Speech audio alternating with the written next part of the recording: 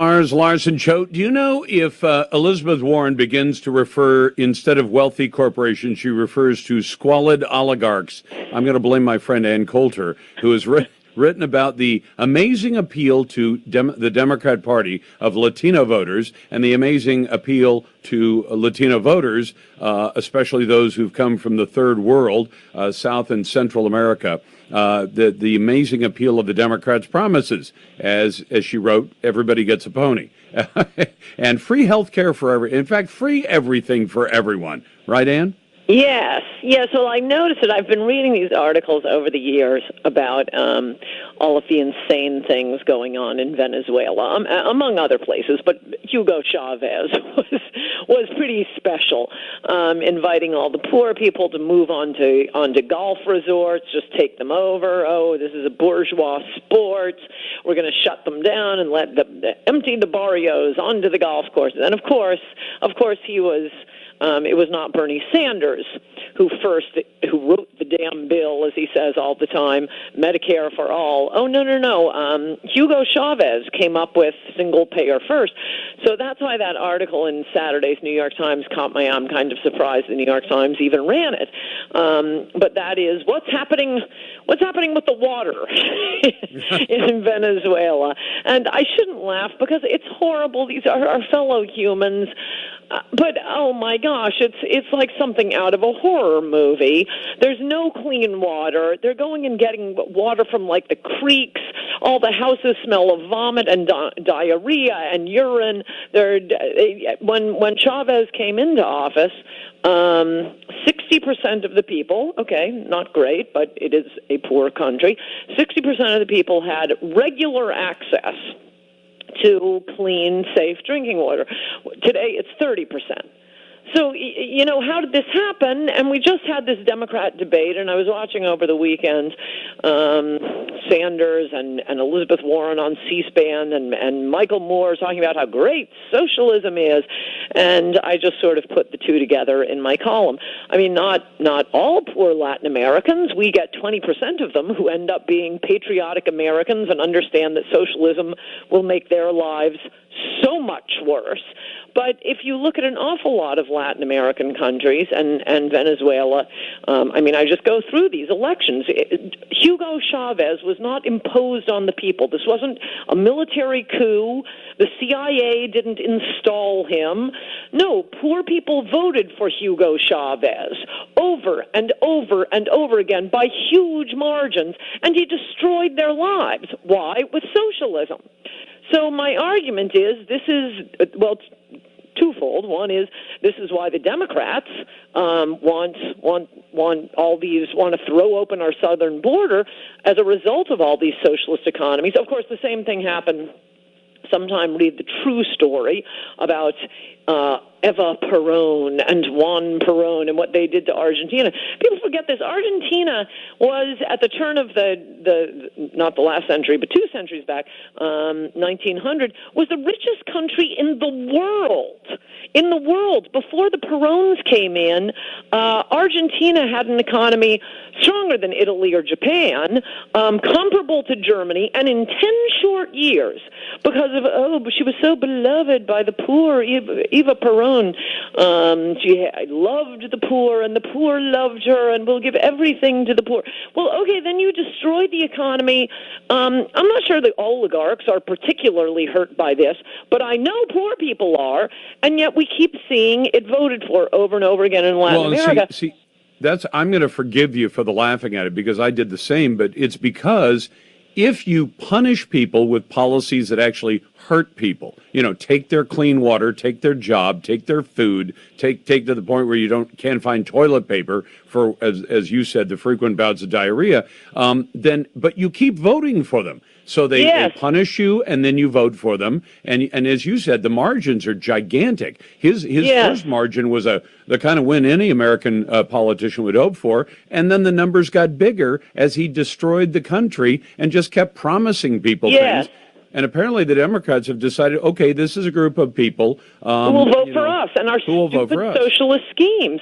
And I'm not picking on Latin Americans. That just happens to be a poor area of the world, not as bad as many others, but that's closest to us, that is within walking distance. That's why they're at our border. But the key takeaway from this, which I've written about many times, one thing that makes America freakishly unique is that our working class doesn't like socialism. Everywhere else in the world, Italy, France, England, certainly all of Latin America, working class is basically synonymous for voting for socialism. So that's why the Democrats want lots of poor Latin Americans, because 80% of them are going to vote for socialism. And it's also, I mean, my alternative headline for the column was how wealthy donors, how the rich in our country are going to deliver us, socialism to us, because they want the cheap labor to come in. And they don't care. You're bringing in people who are going to vote for insane socialist schemes that you're not used to, because our working class has been shockingly immune to the lures of socialism and sticking it to the rich, while really making the poor's life much, much, much, much worse. Well, and Ann, I'm talking to Ann Coulter about the great column she's just written, but the thing I'm afraid of is that when I was in high school, so I'm 60, it was 40 years ago, I can remember kids from wealthy families. I mean, I lived in a farm community. There were some wealthy people. There were some wealthy farmers, but they couldn't wait to get out of their house, because they said, I want to go out and be on my own. Not because they didn't like mom and dad. Right.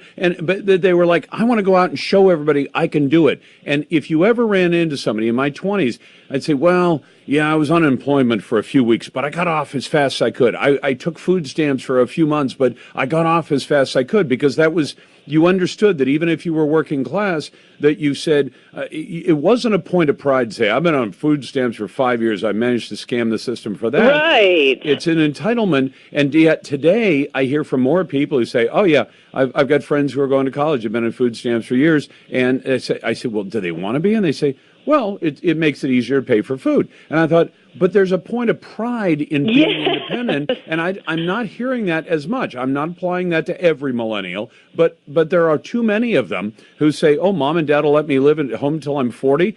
Okay, let's do it. It's easier. Right. That's also separately a problem with immigration. We used to have what the hallmark of America was an enormous middle class. I mean, something like, there have been studies, I forget, but it's something like 80-90% of Americans describe themselves as middle class. You might be upper or lower within that, but there were not enormous gaps. I mean, there is a problem with the oligarchs in this country, and they're the ones who are bringing in the cheap labor, and they're the ones who don't, or not all of them, but a lot of them, who don't care about the country per se. They just want more and more cheap labor, and they are going to deliver a country like Venezuela to us through people like Bernie Sanders and Elizabeth Warren. Who, by the way, to your point about oligarchs, in some ways, Bernie Sanders, who sits in his 3 comfortable houses, drives a nice car, has a nice bank account, has a wife who I think scammed some money. The college thing never got to criminal charges, and it should have. But he's sitting there fat, happy, and rich, saying socialism for everyone. Yes. I take it he's not going to be donating his extra 2 houses to the poor out of a sense of socialist camaraderie. He's going to hang on to his 3 houses and say, yeah, socialism's worked out very well. He's worked for the government almost his entire career. He's never produced anything of real value. You got to read this column by Ann Coulter, and you have to pick up her book, Resistance is Futile, How the Trump-Hating Left Has Lost Its Collective Mind. Annie, thank you so much. Good to talk to you, Lars. Bye-bye. Good to talk to you as well.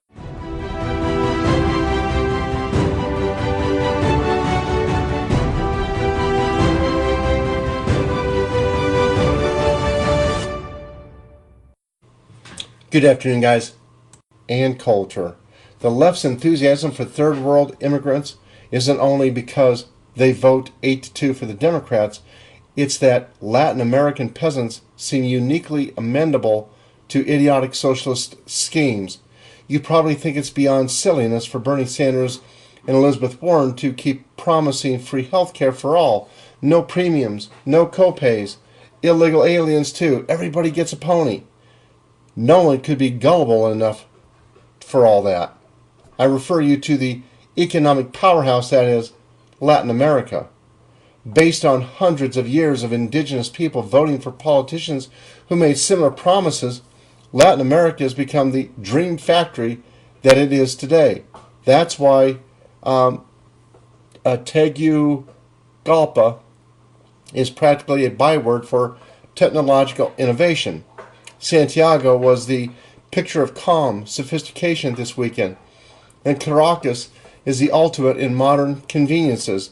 Perhaps you missed the article in last Saturday's New York Times on what socialism has done for the water system in Venezuela. The brick shack on the outskirts of Venezuela's capital is crowded with tubs, jugs, and buckets.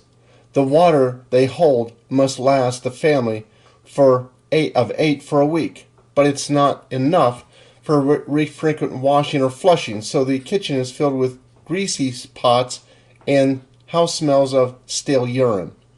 And none of the water is treated, making diarrhea and vomit a regular occurrence. Well, that sounds nice. Yeah. It says we practically live in the bathroom, said the mother of the family. Her daughter sat nearby, pale and listless, recovering from her latest bout of diarrhea, just 1 month away from childbirth. Yeah, gosh, it's done wonders. Yes, wonders for the economy. You betcha. Moving on to impeachment, smoking gun, actually fourth-hand hearsay. You know, once again, this is just like the Kavanaugh hearings. It's so surreal. You can't believe it's happening. Why is it that I truly believe that we're like this far away from civil war? And they don't mind. That's okay for them. Why is it that I feel that that's what they want to push us to? Because then they wouldn't have to go to prison. The more chaos, it's like, okay, so what if everything blows up? But they figure it's going to blow up on just this level, so they don't have to worry about anything. How sick and pathetic that that's what they would want. But they don't care about anything but themselves. Guys, it's all for now. God bless y'all. Have a good day. Bye-bye. Mark Simone. On the voice of New York. 710 WOR. Well, Ann Coulter, of course, the best-selling author. If you don't have her latest book, it's a huge bestseller, and it's probably the best book she's ever written. Resistance is Futile. Get the book. Also, of course, follow her on Twitter, Ann Coulter at Twitter, and AnnCoulter.com. New column comes out tonight. Ann Coulter, how you doing? Fine, thanks. How are you, Mark Simone? Very good. So what do you think? The people say that they have to impeach him now. They're too far into the process. There's no way to stop it at this point. Well, the only thing they're far into is their hysteria. I mean, the Ukraine business is even sillier than the Russia collusion claim, but they want to impeach him. They hate him. They find him icky. I think it's really boring, and most Americans, the vast majority of Americans, are not paying attention and don't care, and nor should they care. Every time President Trump exercises the office of the presidency, they go crazy. And you can always, I mean, as some of this is the comparisons are gone through in Resistance is Futile. But just a quick example, that hysteria over Trump firing Comey, because the Russia story was nonsense. Of course the president has the authority to fire people who work for him and, in fact, to direct investigations. You can go through Nexus and find headline after headline of Obama and Clinton and Bush ordering investigations, ordering his Department of Justice and FBI to do this investigation, that investigation. In the Clinton years, as Osama bin Laden was carefully plotting the 9/11 attack, Clinton ordered his FBI to direct its focus to abortion clinic protesters. So that was the big. FBI agents kept contacting me. I was just starting to be a journalist, and independently, different FBI agents kept demanding that we meet. So I could write about this. I didn't write about it at the time. I guess I should have. But they said all of our resources are being devoted to chasing ghosts. there are a few wackos. I mean, I think in since Roe v. Wade, and the shootings and the violence didn't start until Roe v. Wade was upheld in the Casey decision. But I think that like 7 abortion doctors had been shot. I'm not approving that, but that isn't 9/11. Yeah. So. And yeah, of course presidents do this, but if Trump does it for obvious reasons, and we now know it was an obvious and true reason, there was no Russian collusion. That they treat that as an impeachable crime, and in the case of Ukraine, it's even stranger because the thing Trump wanted investigated was a far more egregious, among other things, a far more egregious example of what he's doing, alleged to have done, specifically Biden holding up $1 billion in aid to protect his son. Not to protect America's trying to keep countries on the straight and narrow and cleaning out corruption, and also to get to the bottom of where the Russian collusion story started, as I described when this story first broke. It was CrowdStrike, a Ukrainian-funded cybersecurity firm that is the sole source of the claim that it was Russia that hacked the DNC, and CrowdSource happens to have been funded and founded by anti-Russian oligarchs. So, yeah, I think a lot of us would like to know how this Russia hysteria started. Yeah. So, hey, this is interesting. This is just developing. They're going to have this conference in Saudi Arabia. They're calling it Davos of Saudi Arabia. Now, you remember all the swamp people yelling about Jamal Khashoggi, we must boycott Saudi Arabia, we must stand up to them. Well, it turns out they're all going to this conference. Every hedge fund guy, every billionaire, every Bloomberg is sending it down. The Washington Post are all going. So,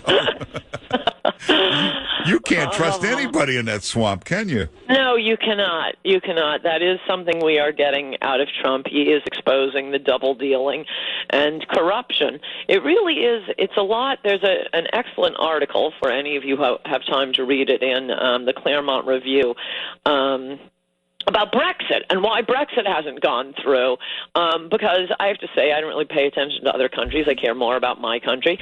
But it is kind of weird. It's been, 3 years now since the British people voted in an election that got more votes than any other election in Britain's history. No other election has come within 3 million votes of it. Voted very clearly to leave the EU, and it still hasn't happened. And Christopher Caldwell, who wrote the article, he doesn't make this exact comparison, but it is an exact comparison to what is happening to Trump. It's the swamp of these international globalist bureaucrats. They are just indignant over the British people who are just, they're like MAGA supporters. They're normal people. They vote for this, and then it can't happen. And you have the bureaucrats with all their little tricks and their slick language coming up with excuses. And no, the British only voted for permission to leave the EU, but we have to decide that. No, they don't. Yeah. They don't. Just leave. And it's the same thing with Trump. We voted for Trump, but we have lots of tricks. We have lots of ways. We're going to bog him down with this stupid investigation. We're going to stage impeachment. We're going to be hysterical about every little thing he does. Trump should just mostly ignore it and, as I believe I may have mentioned before, keep his promises to the voters. That's what matters most of all. Yeah, now, the idea of Brexit, the British voters voted that we'd like to control our own country. We don't like having 2 bureaucrats in Brussels decide what we're allowed to do, control our borders for us. That's why they want out. They want to leave the EU, Brexit. But you're right. These Soros-funded swamp globalists are everywhere. Even over there, they're here. Yes. And it's really stunning. I mean, most probably your listeners are like me and don't really care that much, but I do think it's sort of a precursor example of what may be happening to us. It's really stunning how much. I wish there were more articles written on this. How much the EU was bossing England around, because it wasn't just on on immigration, which was obviously the biggest issue. Yes, you have to open your borders to all of these refugees. Well, yeah, third world Muslims, and we see how well that's gone if you follow the news. But also just like directing how many fish they were allowed to fish. They imposed anti-bullying regulations in Spain. It's crazy, and gay marriage. It's like our Supreme Court. The EU is like our Supreme Court in the Warren Court era. Yeah. So, but somebody said they spent 50 years building this swamp. You're not going to tear it apart in 2 years. It could take 50 years to dismantle it, if ever. I think the president has to realize that. Well, I must say, I think he's doing a pretty good job, and he's opening people's eyes. Yeah. I think the question is, will Republicans see that this is what the people want? Is the same thing I've said over and over again on immigration. Trump, if nothing else, should have been a little how-to manual for the Republican Party. Yeah. These are the popular things to do. Do this. Well, yeah, but in their defense, they all got their relatives on payrolls of companies and corporations.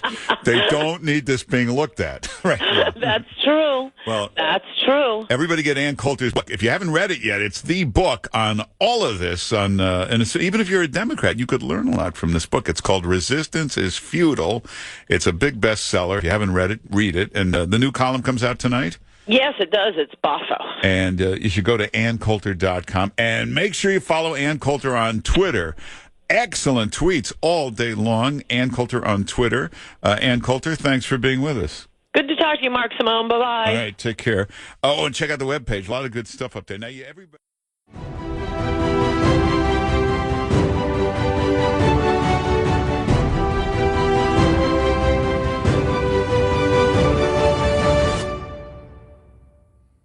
So that's my idea of the patriarchy, which is a system of male dominance of society. Yeah, but that's not my sense of the patriarchy. So what's yours? Well, in what sense is our society male-dominated? The fact that the vast majority of wealth is owned by men, the vast majority of capital is owned by men. Women do more unpaid labour. Very tiny proportion of men, and a huge proportion of people who are seriously disaffected are men. Most people in prison are men. Most people who are on the street are men. Most victims of violent crime are men. Most people who commit suicide are men. Most people who die in wars are men. People who do worse in school are men. It's like, where's the dominance here precisely? What you're doing is you're taking a tiny substrata of hyper-successful men and using that to represent the entire structure of Western society. There's nothing about that that's vaguely appropriate. But I could say equally well that most rape victims are women. Terrible things happen to people of both sexes. And you could say that with perfect utility, but that doesn't provide any evidence for the existence of a male-dominated patriarchy. It just means that terrible things happen to both genders, which they certainly do. But there are almost no women who rape men, for example. So that is an asymmetry there in sexual violence. Well, yes, there's an asymmetry in all sorts of places, but that doesn't mean that Western culture is a male-dominated patriarchy. The fact that there are asymmetries has nothing to do with your basic argument. No, but you might This is a trope that people just accept. Western society is a male-dominated patriarchy. It's like, no, it's not. That's not true. And even if it has a patriarchal structure to some degree, the fundamental basis of that structure is not power; it's competence. That's why our society works. It's only when a structure degenerates into tyranny that the fundamental relationships between people become dependent on power. It's not power. If you hire a plumber who's likely to be male, it's not because there's roving bands of tyrannical plumbers forcing you to make that choice. And it's the case with almost every interaction that you have at the face of our culture. You're dealing with people who are offering a service of one form or another, who are usually part of the broad middle class, and what you're looking for is the person who can offer the best service, and you can find it. It's not a consequence of being dominated by anything that's tyrannical. And then again, our culture, our Western culture, which is by no means perfect, and certainly has tyrannical elements like all cultures do, is the least tyrannical society that's ever been produced, and certainly the least tyrannical society that exists now. This whole patriarchy thing, I think you have no idea how pernicious and dangerous it is. Well, no, I don't. I really don't. Go on. Throughout history have fundamentally cooperated to push back against the absolute catastrophe of existence. A terrible death rate, the probability of chronic starvation, early death, disease, the difficulty of raising children, with all the death that was associated with that. And to look backwards in time and say, well, basically what happened was men took the upper hand and persecuted women in this tyrannical patriarchy is an absolutely dreadful misreading of history. It's a terrible thing to teach young women, and it's a horrible thing to inflict upon men.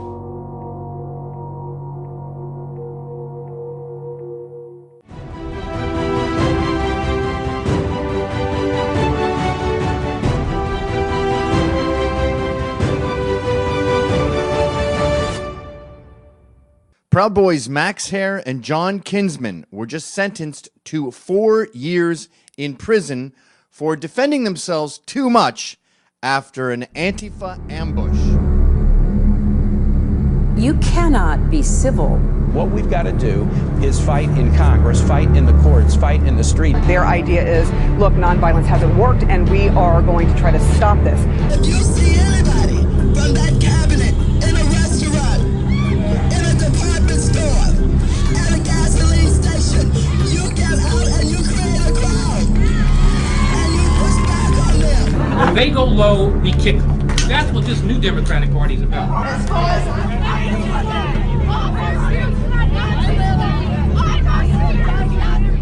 I'm in shock.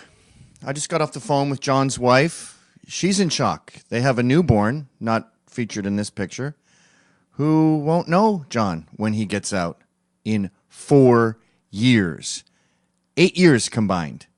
4 and 4 for a brawl, a barroom brawl with 0 victims. The Antifa who picked this fight backed out, insulted the cops, have no injuries. These guys didn't get to face their accusers. There was no accuser. The accuser was the state. It was the DNC.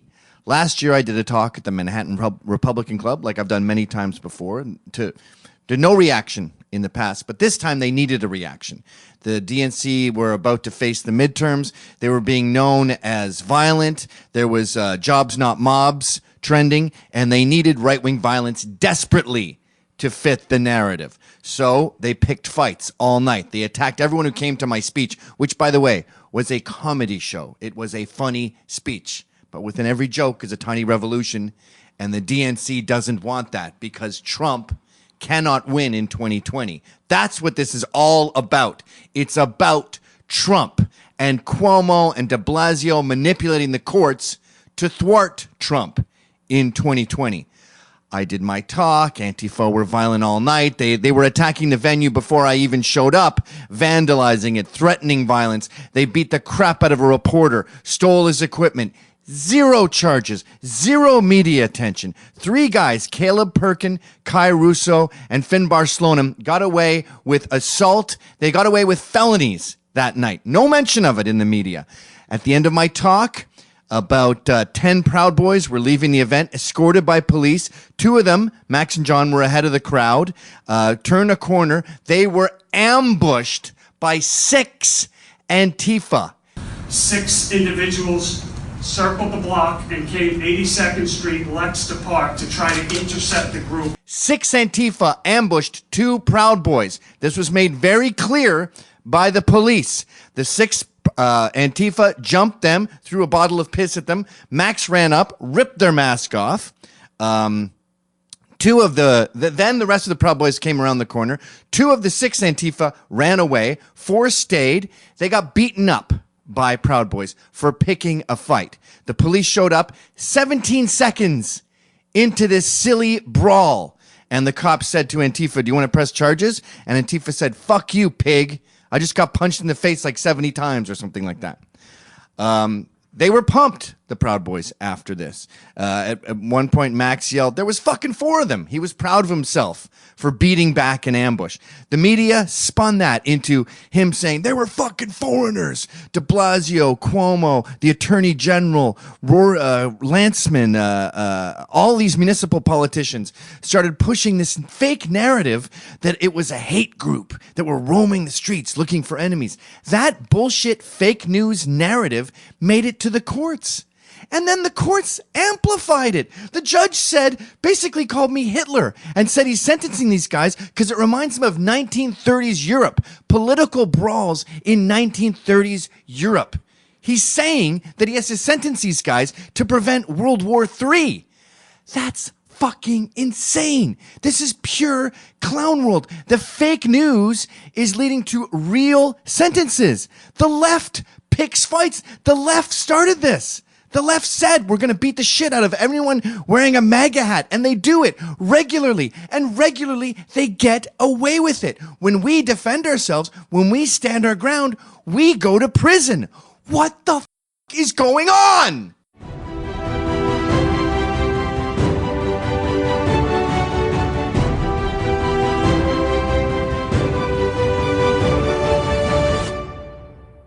About a year ago, in June of 2018, the polling company called the Rasmussen Reports put out the results of a study wherein 31% of the American public stated that they thought there would be a civil war in the United States within the next 5 years. Of those 31%, a little over a third said that such a war was very likely. The report was widely cited and discussed in the mainstream media. When I discovered that report, one of the first things I wondered was how that number had changed over time. Is there usually a portion of the population that is jittery and alarmist? But I went back and I was unable to find any other polls, either by the Rasmussen Reports or anybody else, in the summer of 2018 or earlier that asked a similar question. Now that a full year has passed since that report, I went back to the Rasmussen Reports to see whether they had repeated that question on a poll this summer. I wanted to see whether the numbers had changed. To my disappointment, it doesn't appear that they have asked a similar question on any polls since the one in the summer of 2018. However, I did find two other polls since that time that have asked not the exact same question, but some similar questions. The Battleground poll is conducted by George Washington University in cooperation with the Terrence Group and Lake Research Partners, two research and polling companies. In the Battleground poll on civility and politics released in April of this year, participants were asked to rate the political division of the United States on a scale of 0 to 100, with 0 being no division at all and 100 being civil war. The average score was about 70, but both the median and the mode were 75. That means over half the respondents thought the U.S. was at least 75% of the way to civil war. One of the directors of the poll used the word startling to describe the results. I found another poll. This one is called the Marist poll, which is conducted by NBC News, a mainstream media outlet, in conjunction with NPR and PBS, both nonprofit media outlets with some public funding. The poll was released in October of 2018. In that poll, 79% of all adults and 82% of likely voters are either concerned or very concerned that the lack of civility in politics will lead to political violence or acts of terror. 51% of likely voters were, quote, very concerned. For each of these polls, I looked back to see whether these pollsters had asked similar questions in previous years. I wanted to see a year-by-year comparison. Unfortunately, I couldn't find that question in previous years for either of these pollsters either. And then it dawned on me, simply the fact that pollsters are asking these types of questions now, and they didn't used to ask these types of questions, tells us that we have a problem now that we didn't used to have. When I talk about this issue, sometimes people say to me, maybe we've fallen into a bubble of people who are really focused on this issue, and the rest of the country doesn't care and isn't paying attention. If the majority of the people are simply going about their business and their daily lives, aren't we all just going to be just fine? Well, that's what these polls disprove. If 79% of the general population and 82% of the likely voters are either concerned or very concerned about political violence, then most of the people are thinking about this issue. At least half of the country thinks that we are 75% of the way to a civil war. That is not a small bubble of people who think we have a problem. Wherever you think we are going to go with this, whatever you think this is going to turn into, we have a problem now. And that problem is that we are sitting on a powder keg. Maybe it will never be ignited, but we know we are sitting on it now, and that's a problem. I hear some say that without a parallel government or parallel militia, there can be no civil war, and in modern society, it would be impossible for those things to materialize.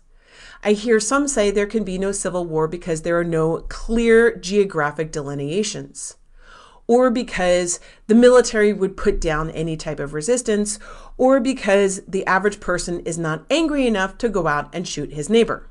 To all of those comments, I would say this could be a disagreement over semantics or concept over what the conflict would be. Don't call it a civil war. Call it an armed conflict or political violence or whatever term you prefer. That means we're not at peace. A second civil war would not look like the first one regardless of how many people are involved. The age of armies meeting each other in a field are over, and not just in the US, it's over all over the world. We are in the age of fourth generation warfare, also known as guerrilla warfare. There's an attack, sometimes by a small group of people who then blend in with the population. This type of warfare does not require a large group of participants. A relatively small group of insurgents can carry on guerrilla attacks. It is estimated that over a 35-year period, the Irish Republican Army may have only had about 10,000 total members, and at the peak of its activity in 1972, there were only about 1,200 active IRA members in the city of Belfast. An ongoing protracted insurgency can disrupt society with less than 1% of the total population participating. So why don't we have an insurgency already? There is a great paper on insurgency and counterinsurgency from the U.S. Army War College. One of the points made in the paper is that insurgencies are triangular. There are the insurgents, the counterinsurgents, i.e. the government, and the populace. In order for insurgents to operate, they need resources from the populace: food, money, cover.